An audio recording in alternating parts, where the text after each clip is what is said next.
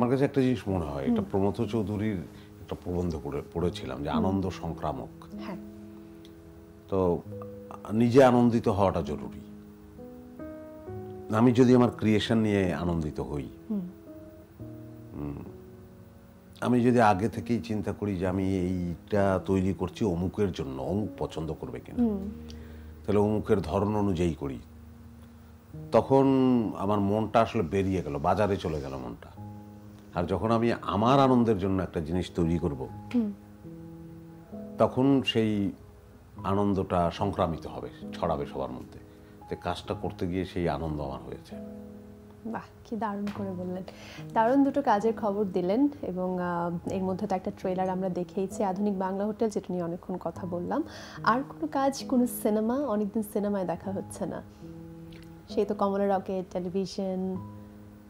না, সিনেমা খুব শিগগির কোনো সিনেমা করছি না। আচ্ছা, শিগগির কোনো সিনেমা করছি না। সিনেমা কি মিস করেন? মানে এরকম কিছু হয়, বড় পর্দা মিস করা হয়? না না, মিস করি না। মানে আমার একটা অদ্ভুত ব্যাপার আছে, আমি কোনো কিছু মিস করি না আর কি। যেমন, কিন্তু ব্যাপার হচ্ছে যে আমি গুরুত্বটা আমার কাছে মনে হয়, এই যে ওটিটির কাজ করলাম, সেক্ষেত্রে যে যেমন গুরুত্বটা, কাজটা করতে গেলে এটাকে ভালোবেসে ফেললে তো সেই গুরুত্বটাই হবে। আবার ও সিনেমা আমি এর মধ্যে যেটা করে শেষ করলাম, সেটা অনেকদিন হয়ে গেছে যদিও, চক্কর, আমাদের সরাব আহমেদ জীবন। আচ্ছা, ওকে। আসলে এখন নিজের সব কাজ সম্পর্কে খুব ভালো বলতেও তো ক্লান্ত লাগে।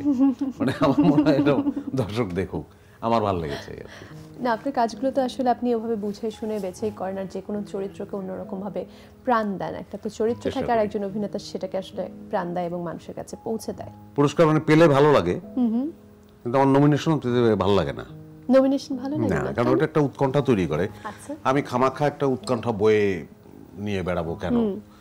মানে এটা তো আমার হার্ট। তার মানে নমিনেশন পেলে তখন আপনি আমার হার্টকে কেন উত্তেজিত করছেন? নমিনেশন পেলে, আচ্ছা, ওটা একটা ডিলেমা, একটা দোদুল্যমান একটা অবস্থা, পাবো কি পাবো না। হ্যাঁ, তো ওইটা আমার ভালো লাগে না। নিজের দোষ এবং গুণের কথাও বলছিলেন। এরকম একটা দোষের কথা শুনেছি যে আপনাকে সহজে খুঁজে পাওয়া যায় না, আপনাকে ফোন করে পাওয়া যাচ্ছে না, অনেকে আপনার সাথে কাজ নিয়ে কথা বলতে চায়, আপনাকে খুঁজে পাচ্ছেন না, এটা কি ঠিক? হ্যাঁ, মানে আমি একটু আসলে আমি বোধহয় একটু প্রাচীনপন্থী। আচ্ছা। কারণ আমি দেখছি যে আমার পুরনো জিনিস ভালো লাগে। যেমন আমার ঘরে কিছু পুরনো ক্যামেরা আছে, বিভিন্ন জায়গা থেকে জোগাড় করা পুরনো কিছু জিনিস, এগুলোর প্রতি আমার ছোটবেলা থেকে আগ্রহ। তো ওই কারণেই আমি বোধহয় একটু পুরনো রয়ে গেছি আর কি।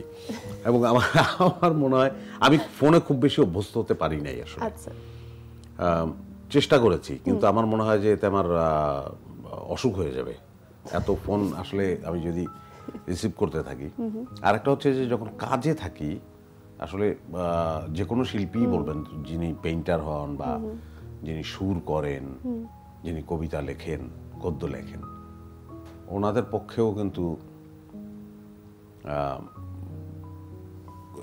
এইরকম একটি যন্ত্রের সঙ্গে খুব বেশি যদি ইনভলভ থাকলে, তখন ওই কাজটাই ইনভলভমেন্টের ক্ষেত্রে একটা চলে যায়। অভিনয়ের ক্ষেত্রে সেই ইনভলভমেন্টটা আমি দেখেছিও দুই একবার, যে না আজকে সারাদিন একদম একটা ফোনও ছাড়বো না, সব ধরবো। দেখেছি আমার অভিনয়টা জঘন্য হচ্ছে। তো কিন্তু এটার একটা ব্যালেন্স হয়তো দরকার, কিন্তু সবার তো সব কিছু সবাই পারে না, থাকুক না কেউ তার মতো।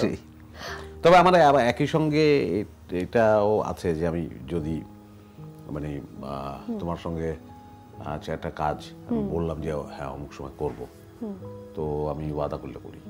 ওয়াদা করলে সেটা অবশ্যই রাখেন, সেটা কিন্তু বলছিল না আমাকে এর মধ্যে।